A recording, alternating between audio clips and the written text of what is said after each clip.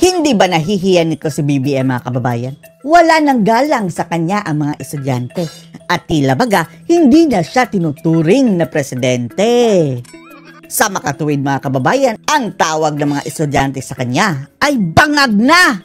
Oh, yan ang napala mo BBM, samantalang ang sigaw ng mga estudyante, Duterte, Duterte. Grabe, kahit saang lugar po mga kababayan, kahit hindi po Duterte rally, spontaneous ang sigaw ng mga estudyante, mga tao kapag mayroong gathering mga kababayan, Duterte, Duterte. Samantalang si BBM parang hindi na tinuturing na presidente. Panoorin niyo po mga kababayan ha. Tinanggal, isang paaralan mga kababayan, tinanggal ang poster ni BBM. This is a drama. Pinalitan ng mukha ni PRRD. The drama.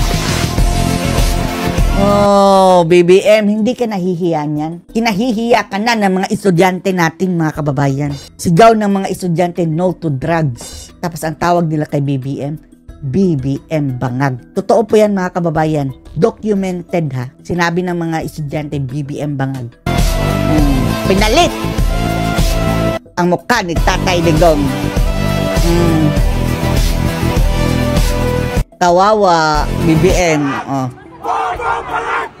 Samantalang si BBM mga kababayan, nabinyagan ng bagong pangalan. Bangag!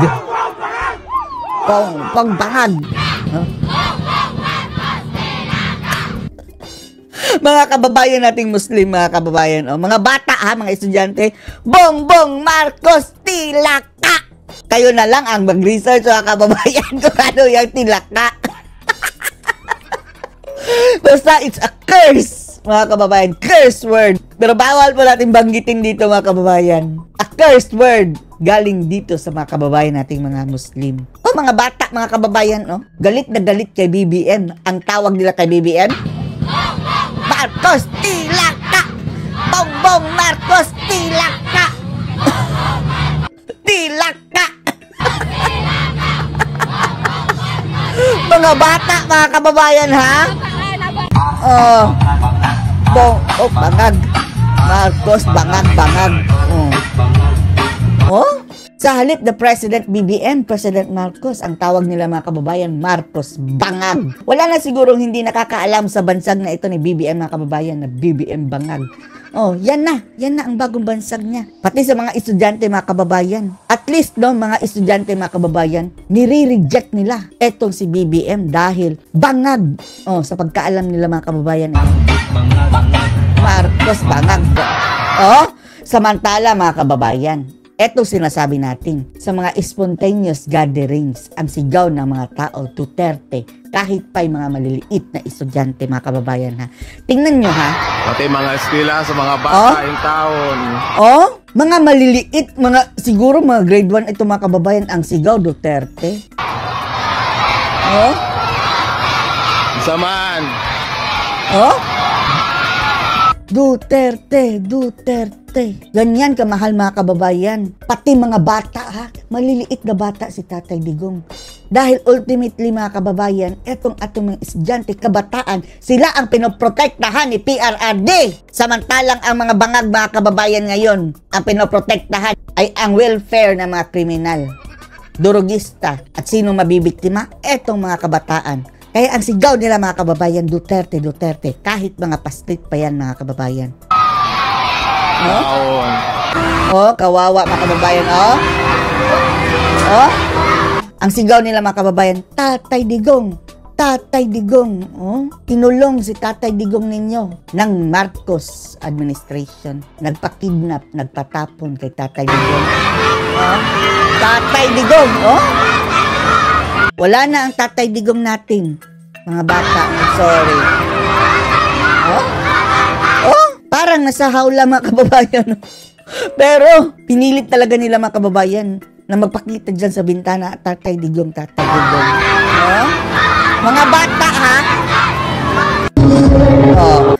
Isang example na naman mga kababayan. JS Pram, nawalan ng kuryente mga kababayan, nag-brown out. Sigawan ng mga tao dahil, tatakot. May multo. And then later on mga kababayan, ang sigawan nila naging Duterte.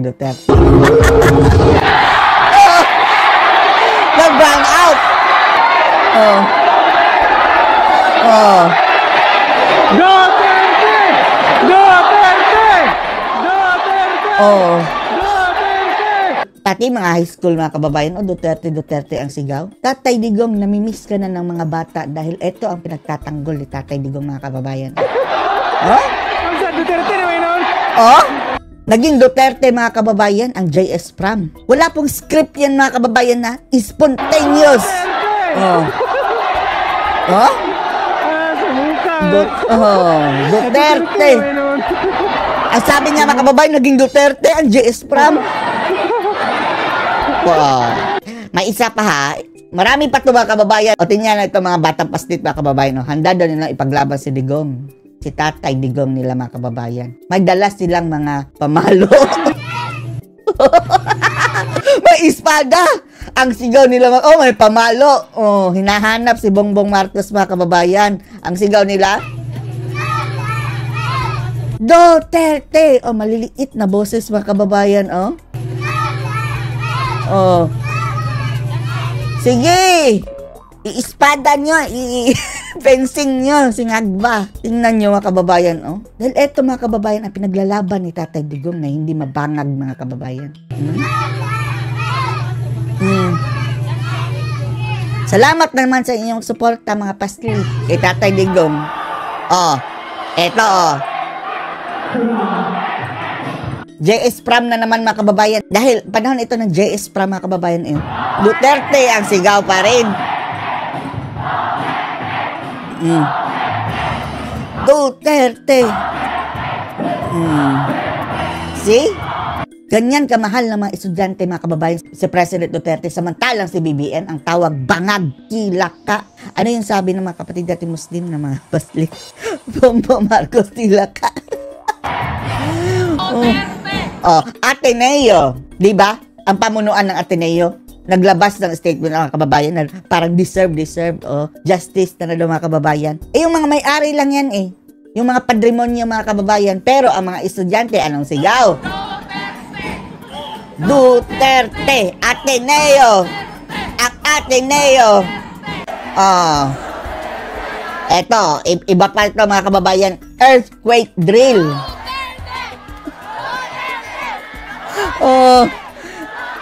Pati earthquake drill mga kababayan. Duterte ang sigaw ng mga bata. Duterte. Ganyan with batching. Ganyan mga kababayan. Laban.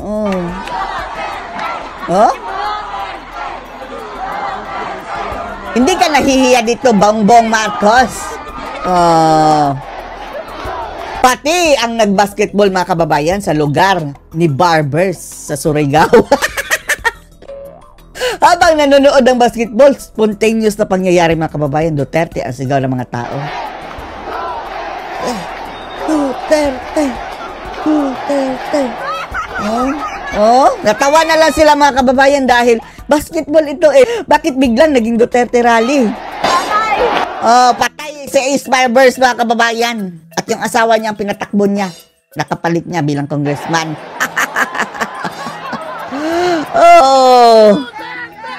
Pati sa rally ni Saba de Lima mga kababayan, Duterte ang sigaw ng mga tao. Saba!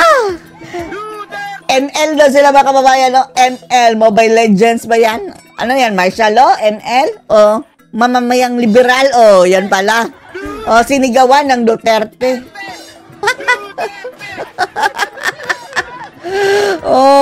Andyan si Francine Castro. So alam niyo na mga kababayan, sila lang pala ang magkakampi talaga. Ngayon lang sila nagpakita ng totoong kulay. Makakaliwa, sina De Lima, kasama sila. Sigawan mo na Duterte. Nagagalit nagalit ang akla mga kababayan. Nakasama ni na Francine. Ang magnanakaw si Marcos. Sinigawan silang magnanakaw ng akla mga kababayan. Mas maganda yan. Eto mga kababayan, Eto yung panahon na hinuli nila si PRRD sa airport. Hindi ito binalita. Hindi nga nakakapasok ang mga tao dyan mga kababayan, mga supporters. Yung mga pasahero, mga kababayan, at mga empleyado ng airport, anong sigaw? Oh, sa airport, ayun ha, yung day na kinulong nila si Digong. Oh, Maynila, mga kababayan yan na, sa Maynila. Oh.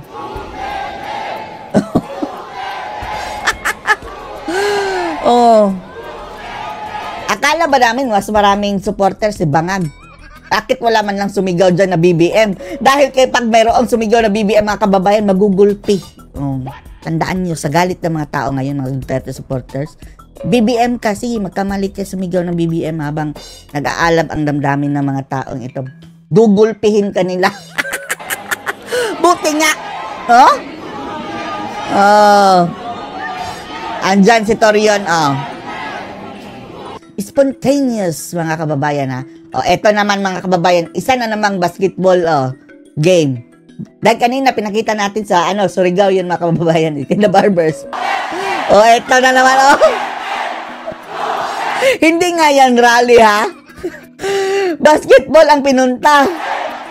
Naging rally. Oh. Oh. Duterte.